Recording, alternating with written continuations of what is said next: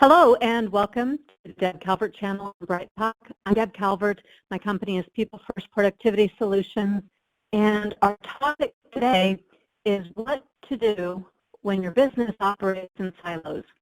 And to make this as universally appealing as I can, because as I viewed the registration list, I noticed we have people who do all different sorts of jobs from all different levels in organizations. We'll do our best.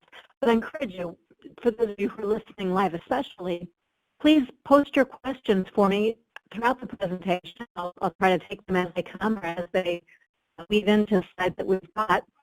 And of course, if we don't get to something you'd like to talk more about, I've given you my email address.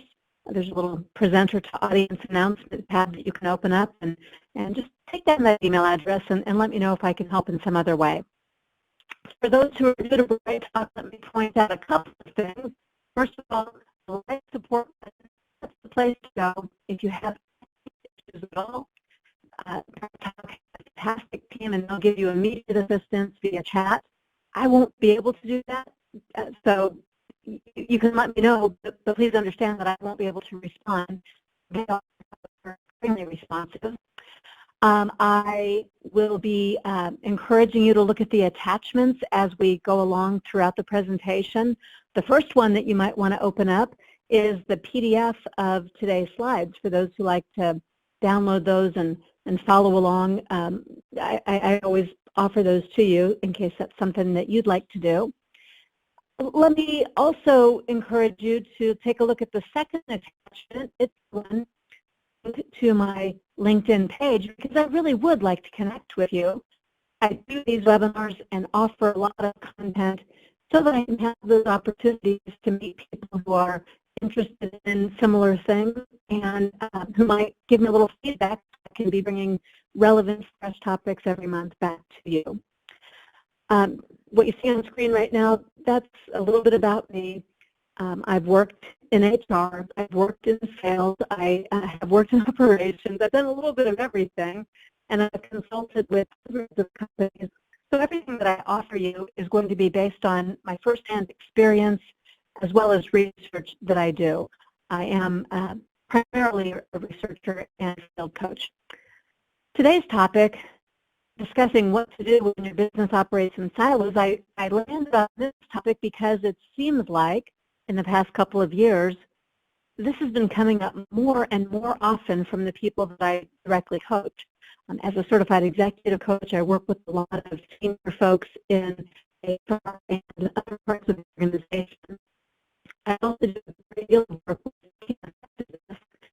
And the silo mentality, or a culture of silos within an organization, has become, it seems to me, a bigger barrier than it ever was before. So I thought we ought to spend some time talking about that and see if we couldn't find some solutions. But first, let me just overview what I even mean by this whole notion of silos. The Business Dictionary gives you the definition that you see up there on screen right now. And this mindset or this mentality of having silos, it has an impact. Here's just one finding that illustrates why breaking down silos might be something worth considering and working on. Only 25% of senior executives say their organizations are effective at sharing knowledge. And the other 75% are taking a financial hit.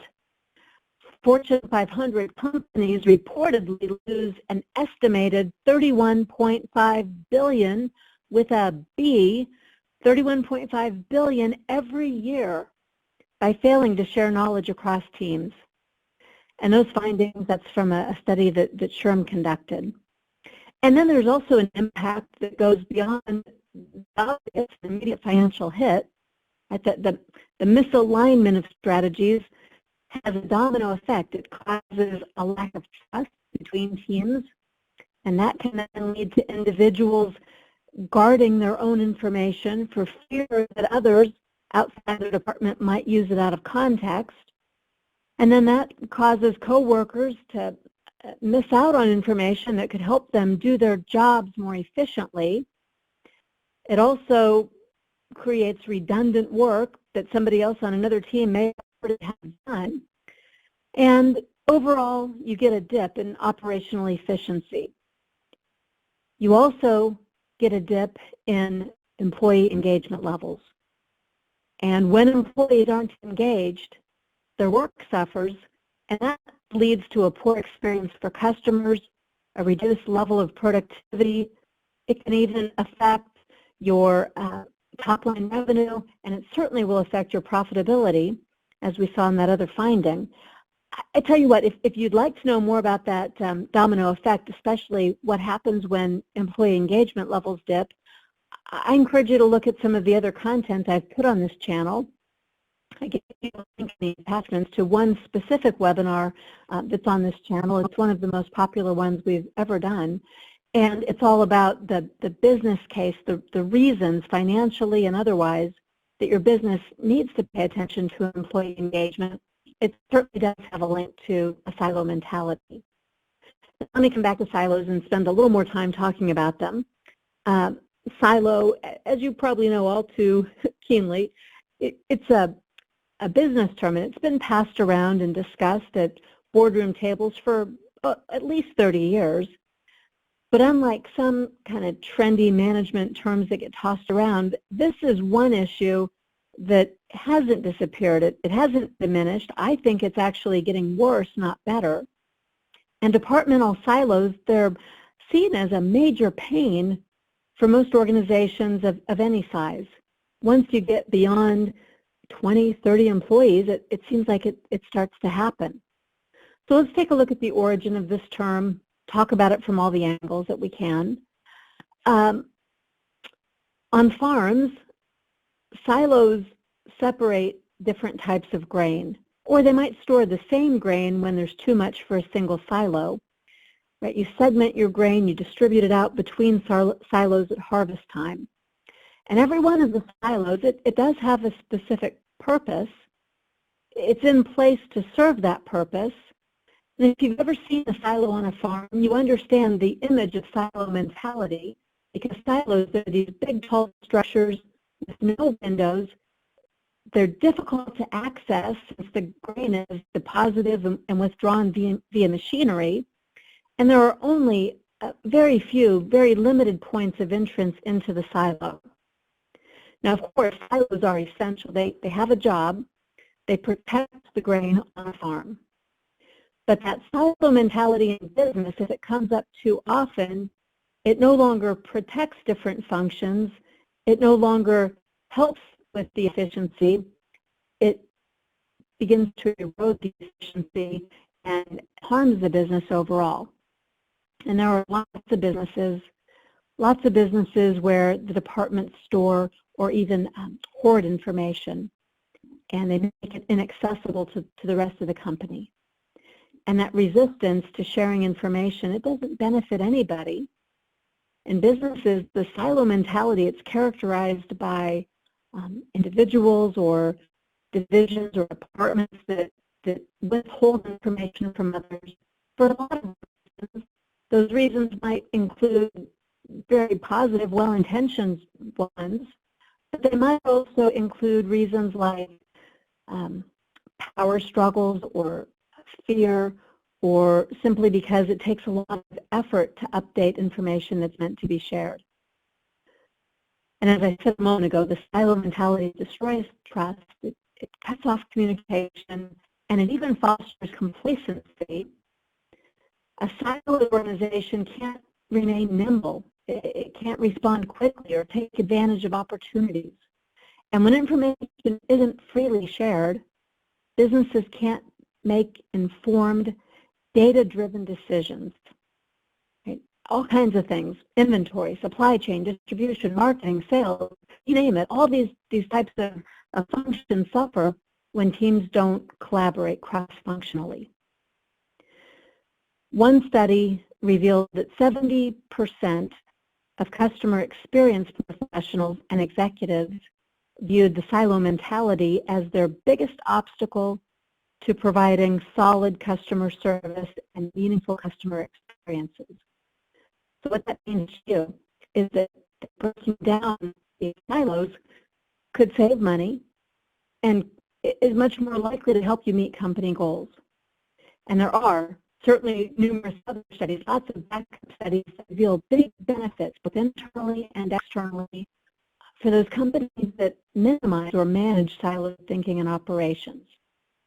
Now, clearly, I do want to be balanced here. Clearly, silos in business can be really bad, but they're not always, and they're not inherently bad. They really do. They actually serve a purpose when they're managed appropriately. So I just want to be clear that we're talking about silos that are more impenetrable than necessary. Silos that no longer support the organization and its outcomes that they're trying to achieve. Okay, so keep that in mind. Let's explore silos just a little bit before we go solving for them.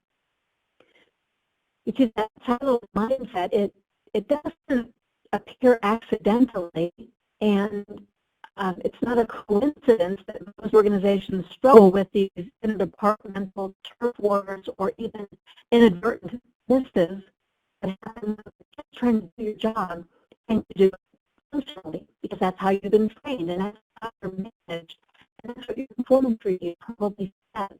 For a lot of reasons, people just are doing what they think is the best thing to do inside their own lane. But when we take a deeper look at the root causes of these issues, the ones that you see on screen, more often than not, silos are the result of a conflicted leadership team.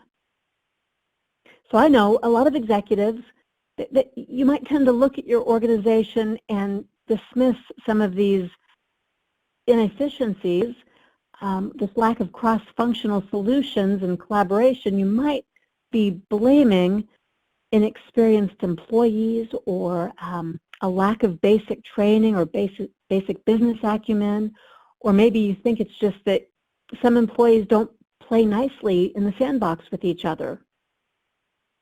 But those behaviors, right, they're a result of the silo mentality. They're not the cause of it. And those assumptions, if you're making them, if you're pointing fingers at any of those areas, they can lead to longer-term harm. You can accidentally be creating resentment and cynicism inside the team, so they're going to hunker down even more and become more protective and more siloed. Most employees, they get really frustrated with their own department and with the organization as a whole when they know these problems, but they feel powerless to do anything about it.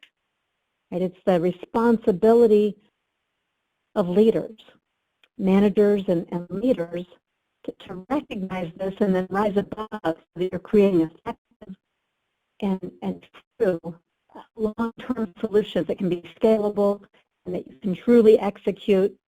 You can't just expect everybody else to fix it. That wouldn't be realistic. My point is this: there's only one way to get rid of the silos that you don't want. And some of them, if they're serving the purpose you intend, on balance, when managed well, some of that has to be allowable, right? You can't just say, we're cutting down, breaking down every silo in this place. That's not feasible. So we've got to think about the ones that are serving the purpose you intend them to, and then think about the ones that are interfering with the outcomes that you'd like to see happening in your business. And this is the duty of executives and senior managers. It's your duty, if you're in those kinds of roles, to prepare and equip teams with the right mindset so that they feel unleashed. They feel like it's okay to break down some of the destructive barriers between departments and divisions. Now, I'm going to show you how to do that, but first, let's go ahead and talk about the positives. I mentioned that some silos have a purpose. We should talk about that a little bit more so that you won't go hog wild and try to get rid of all silos. We have silos for a reason. We have silos because people are more often specialists than they are generalists. And specialists within a department or a division, of course, they tend to gravitate to each other. and spend more time together. They have to. They rely on each other, and they understand each other more than people in other areas of the organization. And it seems really efficient when you're talking to and working side by side with the people who do the same kind of work that you do. Well, you can get a lot more done. It feels good. What's missing, of course, is the understanding of who else ought to be involved. So there comes a time when the frontline individual contributor functional level work, that there comes a time and place when it needs information from other areas, or the inverse, others need information from you. And you have to be able to identify those times and places that necessitate getting out of your silo. But if you have a silo, it's probably because there's something functionally specific. It's probably fostered by your performance management system, where your accountabilities and your responsibilities lie, and in your organizational chart where the hierarchies are. All of those things create and maintain the silos, and that's appropriate. What creates a problem is when that's all that there is. You know, this a little bit, let me see if I can make an analogy here. It's a little bit like the difficulties that some people, including me, experience with dieting, because you have to eat and you're constantly exposed to food, so you have to manage your choices to find the right balance without overdoing it. And that's a little bit like what you're dealing with here. It has to be on balance, factoring in the reality that, yeah, some silos are appropriate and healthy, and some go too far. Here's another look at this, the pros and cons of silos. There are times when silos are useful, and there are times when silos become problematic. So for those of you who are here live with me, I'm sorry for those of you who came later on demand, you're welcome to email me and do the same thing. But those of you who are here live, you're probably a pretty good cross-section and representative group of others who might come later, so let's use you as a beta test. What I'm going to ask you to do in the question section, drop that tab down and just go ahead and take a moment and type in for me, for you, from whatever your position might be, whatever organization you might be. I'm not going to out you. I won't be sharing any names or job titles or company names, but I just want to get a general sampling. What's the biggest problem you're experiencing because of silos in your organization? Maybe your problem is showing up over there on the right-hand side in the purple box. Maybe it's not, but I'd like to get a general feel from those who are attending live. Send me a little message about what's problematic about silos in your organization. And I'll go ahead and start reading those as they come in. In the meantime, I'll share the ones that are already on screen. We know that the one of the problems with silos is that it doesn't end up being shared beyond one or two groups. It's a problem in silos if the information is coming to too few. If you're having any difficulties at all with the audio or the visuals or sending your message, remember, it's the orange button. Bright Talk will give you live support right away. But if you don't mind, go ahead and send a message that tells me what the problems are with silos in your organization. Like I said, the expertise is hoarded within too few groups, or is it that the priorities of one group are dominating and other groups aren't getting to weigh in on decisions that affect them? Is the impact out of balance? It's an important one. People are working actually against each other because they're not in sync. And yes, Else has mentioned here that yes, sometimes that means that there's overlap in the work. Where people are inefficient, not sometimes because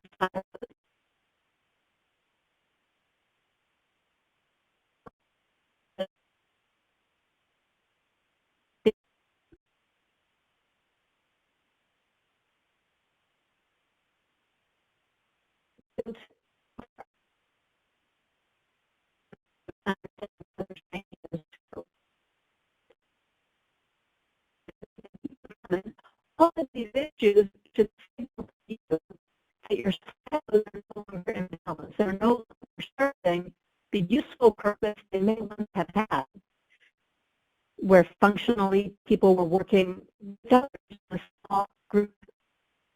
It needed to be contained for some reason. Or where you had a nice information top to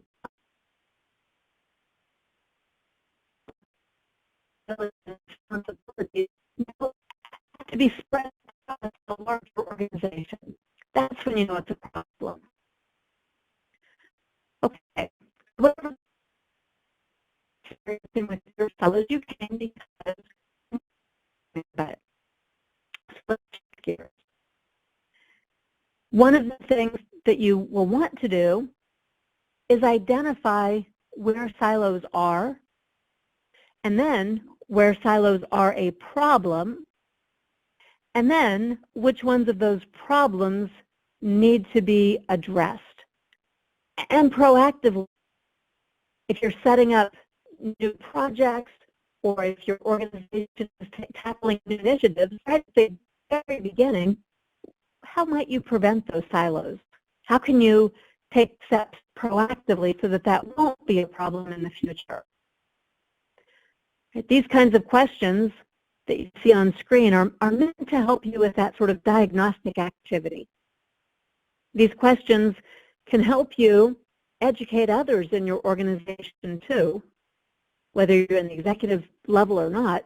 These kinds of questions can help people to self-discover and acknowledge when there might be problems. Don't forget, for those who came in a little bit late, there is a PDF of these slides available to you. So if you're planning to use any of these pros and cons or diagnostic questions, you don't have to furiously write them down. You can just download the PDF. All right, so what do you do? When you know the silo is a problem, what do you do about it? Here are some things I'd ask you to think about. First of all, what's on your performance reviews or in your one-to-one conversations where you're giving feedback to people who are overseeing divisions or departments or teams? Are they measured around collaboration?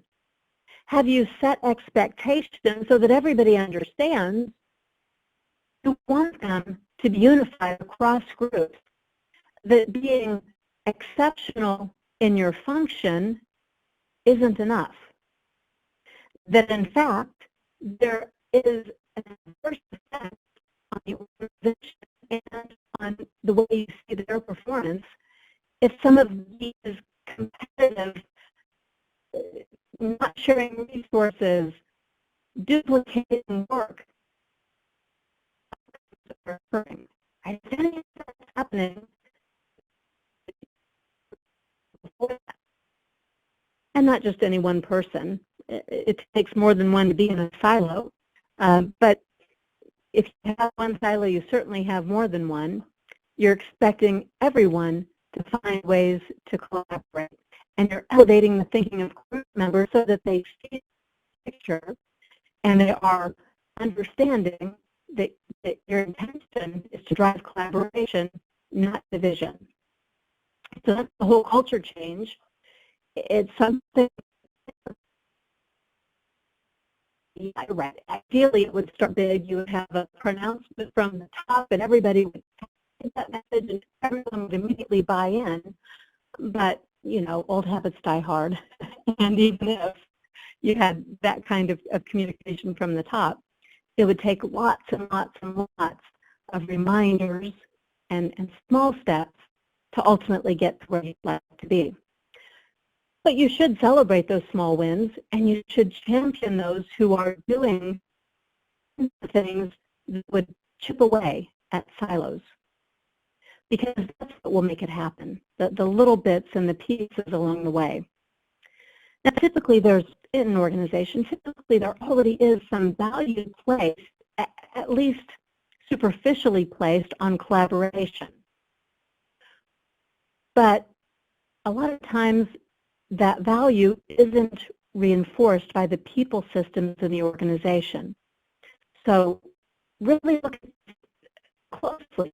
Saying you should consult with others, or we expect people here to work together, or our value is teamwork, there's no I in team, saying those kinds of things, that's always going to be secondary to people achieving and striving for the individual goals that they're measured on and paid for.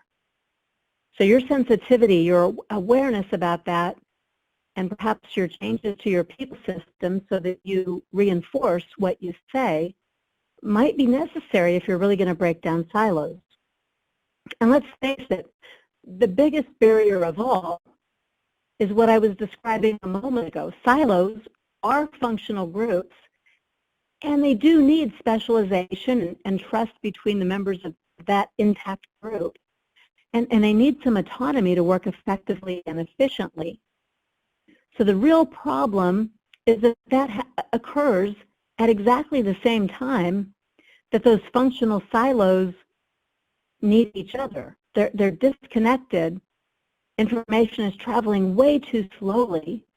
No one knows what to share, when to share, or how to share in meaningful ways. And that's because they can't see the value or the purpose of sharing information.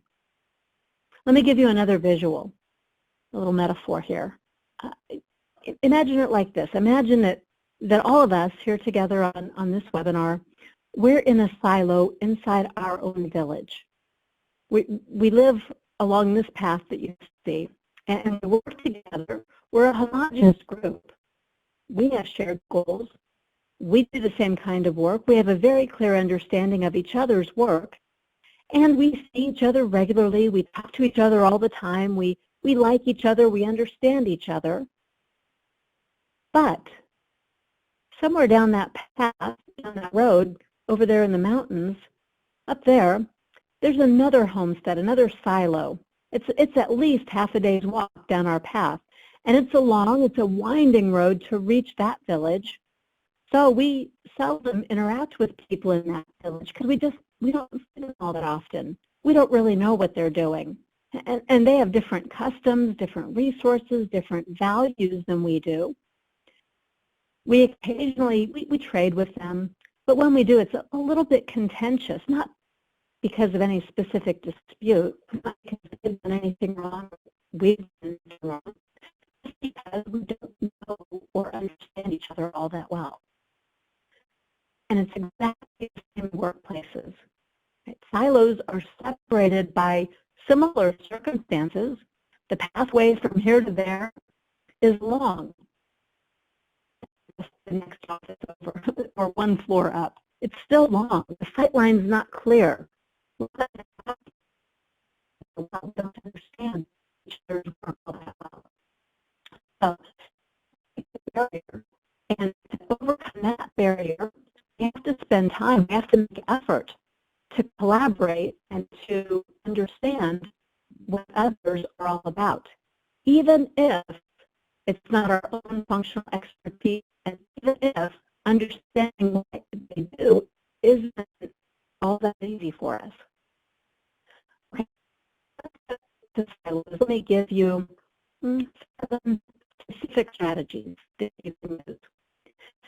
And I like to think about these no matter what your job title or what your role might be, because there are some pieces here that you can ask for or encourage or role model.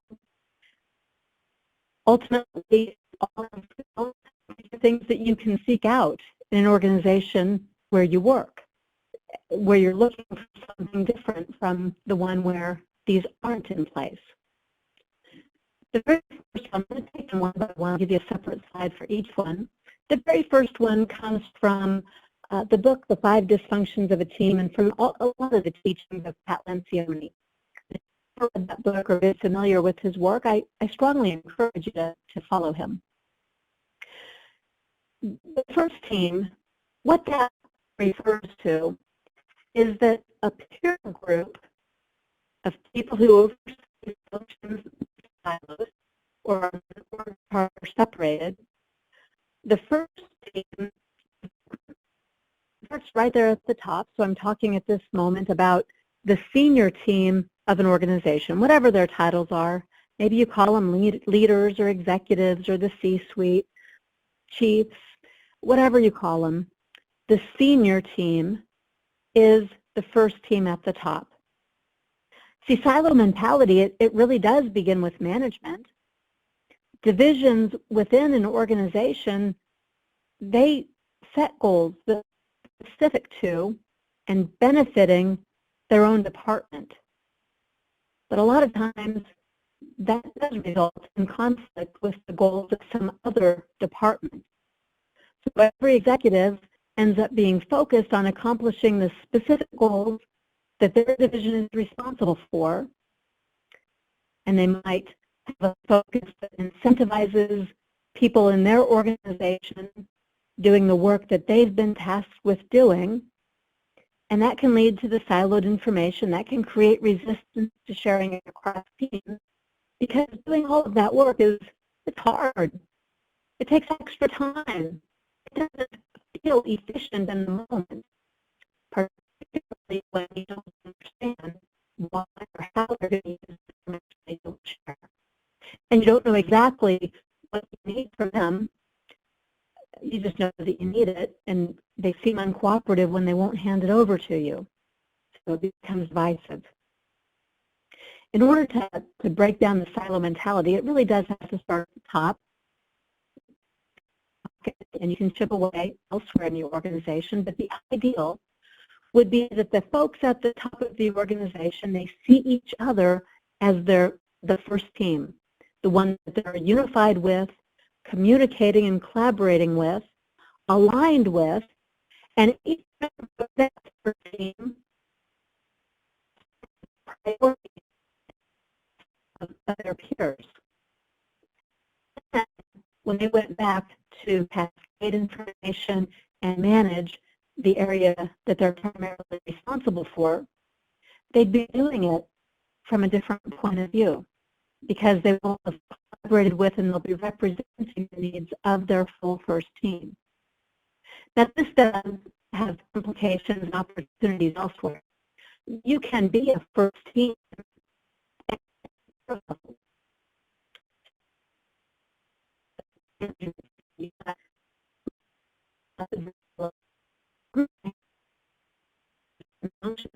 well, you too can be a first team and collaborate with each other and share the needs. And when you're first team, you're going to be stronger and more efficient. Good at having less duplicated work, less rework, less trust, more cooperation.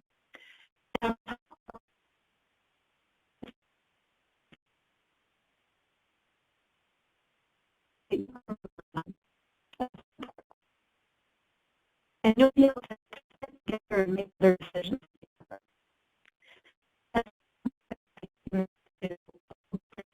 Iterations and variations. Companies have cross-functional customer experience councils or teams. Others have company vision teams, because what they're trying to do is get first teams that reinforce breaking down silos. Whatever it is, though, wherever it is, the point is that you get a team of peers focused on a unifying vision, setting objectives that take into account the work and the objectives that other groups have too, and then working to shift away from a silo mentality to a mentality that it's all for one and one for all.